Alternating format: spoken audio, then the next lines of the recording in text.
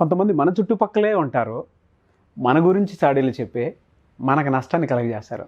అటువంటి వాళ్ళకి బుద్ధి చెప్పాలంటే ఏ ప్రాసెస్ని లేదంటే ఏ విధంగా అప్రోచ్ ఉంటే బాగుంటుందంటారండి?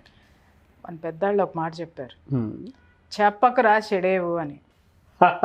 ఈ పదానికి అర్థం చాలా మందికి తెలియదు. చెబితే ఎందుకు చెడతారు అని. అంటే చెప్పుడు మాటలు చెప్పద్దు, చివరికి నువ్వు చెడతావు, ఎందుకంటే బౌన్స్ బ్యాక్ అవుతాయి అని పెద్దవాళ్ళు ఎప్పుడూ హెచ్చరించారు.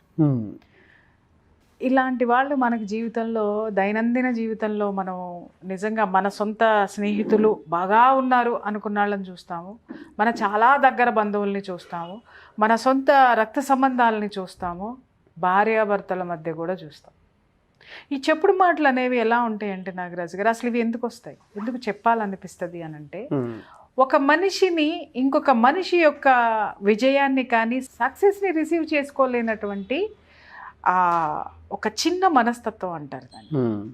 అంటే ఆ స్థాయికి వీళ్ళు ఎదగలేనటువంటి అధమ స్థాయిలో ఉంటారు. వాళ్ళ ఆలోచనలు అలాగే ఉంటాయి, వాళ్ళు అలాగే ఉంటారు. వాళ్ళు పైకి కనిపించడానికి చాలా గొప్ప రేంజ్లోనూ గొప్ప హోదాల్లోనూ, ఎందుకంటే నేను గొప్ప గొప్ప ఆఫీసర్స్ని కూడా చూశాను. నేను ఇలాగా ఒక ఆఫీసర్ గురించి ఇంకొక ఆఫీసర్ పై స్థాయిలో నేను షాక్ అయిపోయినాను, ఏంటి వీళ్ళు ఇలా బిహేవ్ చేస్తారా ఈ స్థాయికి వచ్చిన తర్వాత అని కూడా.